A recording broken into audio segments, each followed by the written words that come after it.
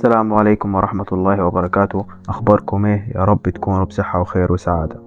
أنا طه حاتم، جرافيك ديزاينر، وده هيكون أول فيديو معانا في سلسلة تعلم أسرار الجرافيك من الصفر إلى الاحتراف. هنتكلم في فيديو النهاردة عن محتوى السيشنز بتاعتنا.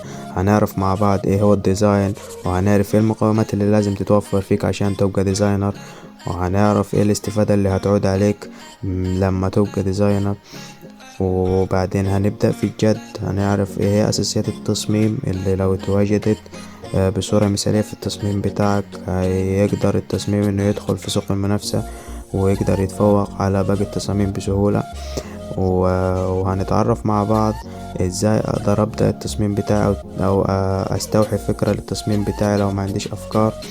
وبعدين هندخل على اننا هنتعرف على اهم التطبيقات اللي هتساعدنا في التصميمات بتاعتنا. وبعد ما ندخل على التطبيقات ونعرف ازاي نشتغل عليها وكل الادوات بتاعتها، هنبدأ بقى في ازاي نعمل لوجو، بوستر، باوربوينت، سي في، وحاجات تانية كتير بإذن الله. كل الحاجات دي هنتعرف عليها في رحلتنا بإذن الله من الصفر إلى الاحتراف.